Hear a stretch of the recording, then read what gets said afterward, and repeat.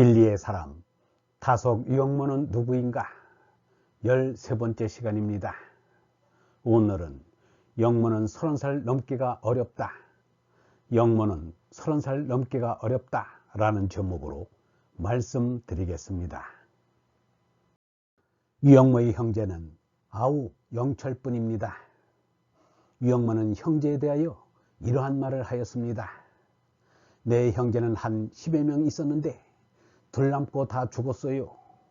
그들은 지금 어디 있는지 없어졌는지 모르지만 그들이 복된지 지금 살아있는 이 내가 복된지 누가 알겠어요. 20세기 중반까지도 사람들은 아기를 많이 낳았고 또한 이 중 많은 아이가 죽었습니다. 루소는 그 잊어서 에밀에서 아기 넷을 낳아서 둘이 죽더라도 둘이 남으면 현상은 유지된다고 하였습니다. 루소는 생존율을 50%로 본 것입니다. 유영모의 형제는 생존율이 15%밖에 안 됩니다.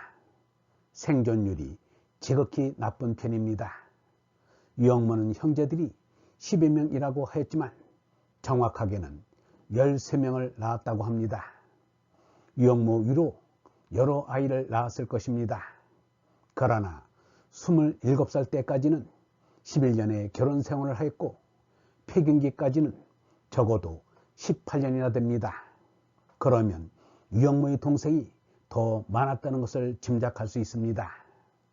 유명근이 13살에 혼인하였다는 것도 감안하여야 합니다. 유영모는 여러 아우들의 죽음을 목격하였음이 분명합니다. 옛날에 다산은 동서가 다르지 않았습니다. 샤르댕은 11남매의 넷째이고 웨슬레는 19남매의 15번째였습니다. 케르케고르는 7형제 가운데 5형제가 요절했습니다. 유영모가 여러 형제들의 죽음을 목격하면서 자랐다는 것은 아주 중요합니다. 그의 인생관 형성에 지대한 영향을 주었기 때문입니다. 여러 형제의 요절 가운데서도 유영모가 21살 때 19살에 죽은 영목의 급사는 커다란 충격이었습니다. 더구나 유영모도 30살 넘기가 어렵다는 말을 들었습니다. 케르케고르는 가족들의 자기 암시로 34살밖에 못 산다고 믿었습니다. 유영모는 자기 암시가 아니라 의사의 진단이었습니다. 아버지 유명근은 67살을, 어머니 김한전은 88살을 살았습니다. 가족적인 지병이 있는 것도 아니었습니다. 문외한 생각으로 부모님의 실상이 부조화가 아니라면 작고 약한 아버지를 닮았기 때문이 아닌가 짐작해 봅니다. 유영모는 자신의 키가 작은 데 대하여 이렇게 말하였습니다. 내 몸은 5척쯤 돼요. 여러분은 두세 치 더 클 것입니다. 같은 5척 단고라도 이를 비관하는 사람, 낙관하는 사람이 있어요. 키가 작은 것을 아무렇지 않게 생각하는 것도 관이 달라서 그런 것입니다. 사람은 관으로 산다고 할 수 있습니다. 관이 다르면 사는 세계가 다릅니다. 샤르댕은 친척이나 친지의 부음을 들을 때마다 큰 충격을 받고 자신의 인생길이 하느님의 뜻에 어긋나지 않았나 반성하고 수정하는 계기로 삼았습니다. 그래서 구약성경 전도서에는 잔치집에 가는 것보다 초상집에 가는 것이 좋다. 산 사람은 모름지기 죽는다는 것을 명심할 필요가 있다. 웃는 것보다는 슬퍼하는 것이 좋다. 얼굴에 시름이 서리겠지만 마음은 바로잡힌다. 지혜로운 사람은 마음이 초상집에 있고 어리석은 사람은 마음이 잔치집에 있다 라고 하였습니다. 유영모가 23살의 젊은 나이에 세상에 대한 미련과 아쉬움을 버리고 신앙생활로 일생을 마감하겠다는 놀라운 결심을 하게 된 것은 어릴 때부터 형제의 죽음을 여러 번 겪었기 때문입니다. 남의 죽음은 내 감기만 못하다고 말하지만 형제의 죽음은 내 죽음보다 더 마음이 아픕니다. 유영모의 삶은 죽음을 생각하는 삶이었습니다. 그리하여 드디어 인생의 공통숙제인 죽음의 문제를 풀었습니다. 종교의 핵심은 죽음입니다. 죽는 연습이 철학이요, 죽음을 없이하자는 것이 종교입니다.